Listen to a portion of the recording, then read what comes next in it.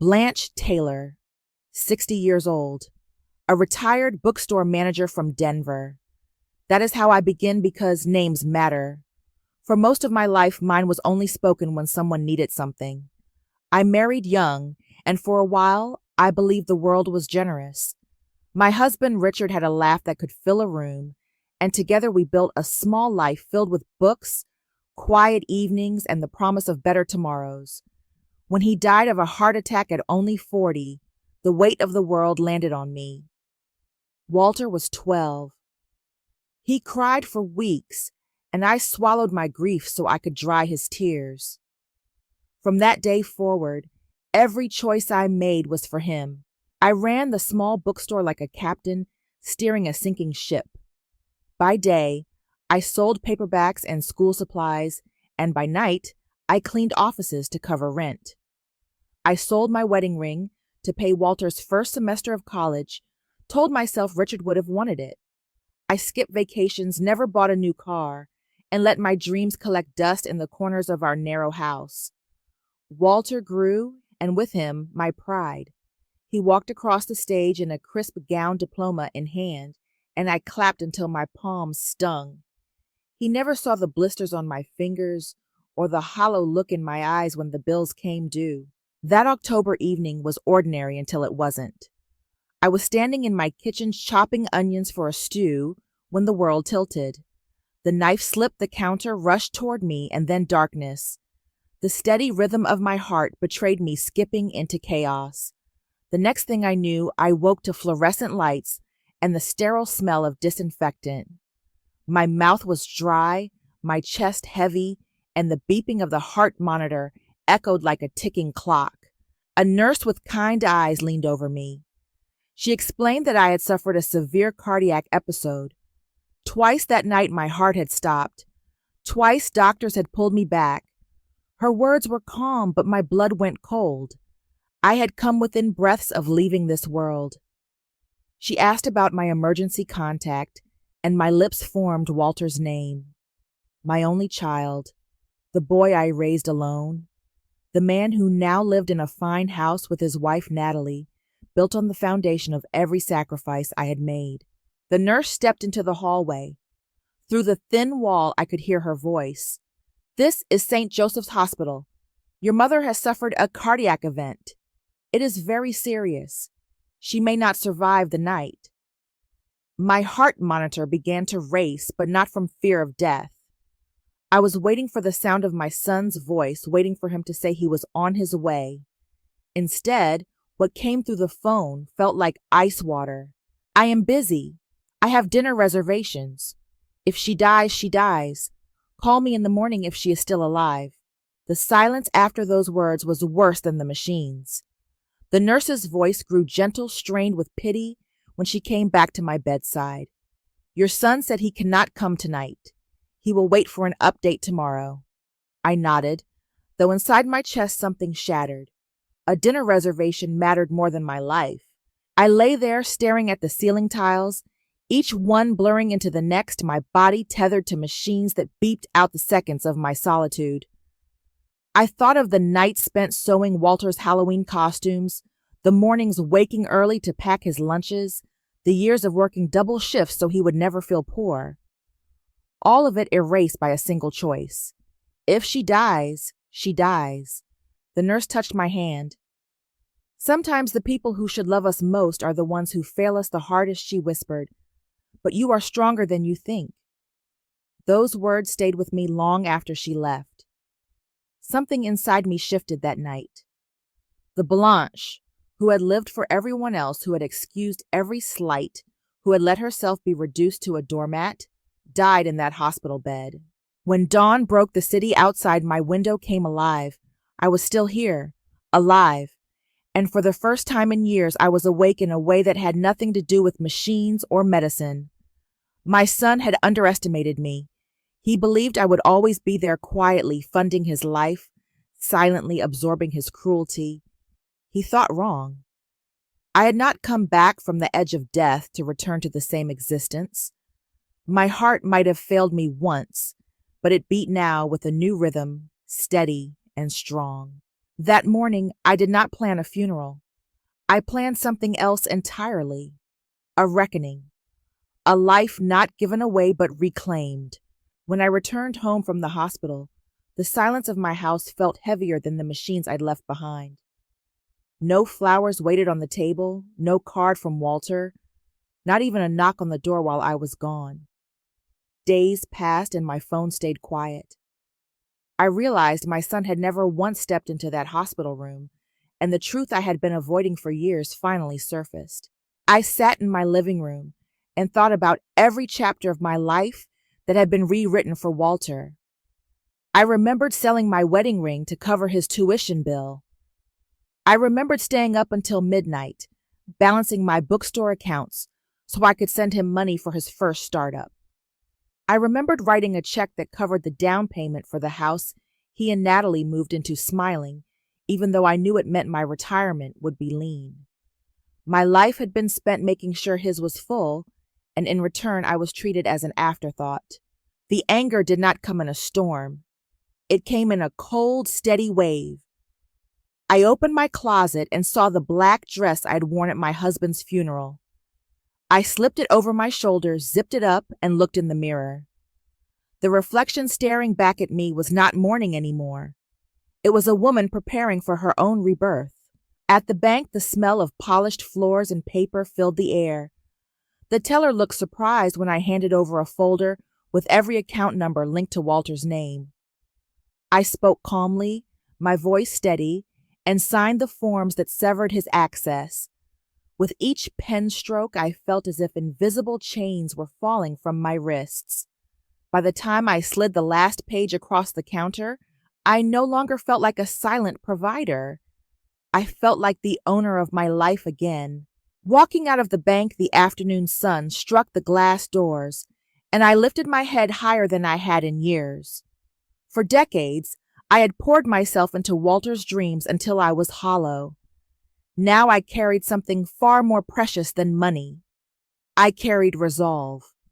For the first time in 60 years, I understood that sacrifice without gratitude is not love, but servitude, and I was finished serving. The black dress moved with me as I walked to my car, no longer a symbol of grief, but of finality. The Blanche who lived for everyone else was gone. The woman who chose herself had just arrived. Patricia had once worked the register beside me in the bookstore, a sharp woman with eyes that never missed a thing. Years later, she had traded novels for surveillance reports, building a career as a private investigator. When I called her, she came without hesitation, carrying a folder that looked heavier than it should have. She placed it on my kitchen table, and in that moment, I knew my life was about to split in two, before and after the truth. The folder held receipts and records that cut deeper than any knife. Patricia explained how Walter had created fake medical bills claiming urgent procedures so I would wire him money. She showed me photos of Walter and Natalie smiling in the Maldives champagne, in hand vacations, paid with the funds I thought were saving his health. My stomach twisted as each page confirmed what my heart had been whispering, but I had refused to hear. Then Patricia reached into her bag and placed something small in my palm. It was the pocket watch that had once belonged to my late husband, the one Walter promised he would keep safe. He had sold it to cover his spending, and Patricia had tracked it down in a pawn shop. I curled my fingers around it and heard the faint ticking, steady and merciless. That sound carried both betrayal and survival, a reminder that time was still mine to claim. I sat in silence as Patricia gathered her things. My tears fell, but they dried quickly. The ticking watch echoed in my chest, and with every beat, I felt less like a woman broken by deceit and more like one sharpening her will. I had spent a lifetime believing love was blind giving. Now I understood it could also mean drawing a line. The evidence no longer crushed me. It lit a fire that would not go out. Walter slammed the front door so hard that the glass rattled in its frame. His face was flushed, his voice rising, as he demanded to know what I had done with the accounts. He shouted about bills, about obligations, about how I had no right. I sat in my armchair with the folder Patricia had left on the coffee table, my hands folded, my breathing steady. The living room felt like a courtroom, the quiet walls holding back years of unspoken truths. I waited for his fury to burn itself down, then slid the folder toward him. He froze when he saw my calm expression. Inside were copies of every receipt, every fraudulent bill, every photo of him laughing with Natalie on vacations paid with my savings. His voice faltered, stumbling from rage into desperation. He said it was not what it looked like, that I did not understand. Natalie stood near the hallway, her arms crossed tight against her chest. Her face was pale, lips pressed into a thin line. She did not defend him. She did not speak. The silence around her was louder than Walter's protests, and for the first time he seemed to realize he stood alone. I opened the folder to the last page and let him see the photo of my husband's pocket watch on the pawnshop receipt. His knees buckled as if the weight of that paper crushed him. When I told him I'd heard his words at the hospital, his mask slipped away. He buried his face in his hands and admitted the truth. He confessed that when the doctor called, the first thought in his mind was not my life, but the will. He admitted he calculated what would be left if I did not come home. His sobs filled the room, but I did not move to comfort him. The woman who once saved him at any cost was gone. Natalie looked away, tears in her eyes, though she still said nothing. The evidence lay between us like a verdict already written. Walter begged for forgiveness, his voice hoarse, but I only reminded him that forgiveness is earned, not bought with crocodile tears. The watch ticked faintly in my pocket, each beat echoing in the silence after his words. In that moment, justice had stepped into my living room, and it wore no robe, carried no gavel. It lived in my refusal to bend. It began with the car. Natalie's luxury SUV was towed from the salon parking lot at 10:30 a.m. The bright logo of the finance company plastered on the side of the truck as neighbors watched. She stood in the street screaming at the driver, but no one stopped to help. By the afternoon, photos of her tantrum had already circulated online. Walter's world cracked next. His largest client backed out of a multi-million-dollar deal after rumors of his financial instability spread. The contracts he had waved in my face were nothing but empty paper once my guarantee vanished. Calls went unanswered, emails bounced back, and soon his office sat dark with employees sent home. At home, Natalie's carefully staged social media posts shifted overnight. The designer handbags and champagne glasses disappeared, replaced by blurry photos with captions about resilience and hard times. Her followers noticed. Some mocked her, others unfollowed, but the silence beneath the post was louder than any applause she had ever received.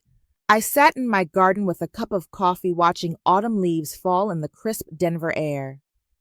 Each leaf felt like another weight dropping from my shoulders. I did not smile out of cruelty, but out of clarity. Walter had not lost a bank. He had lost his mother, and the absence of that love was heavier than any foreclosure notice could ever be.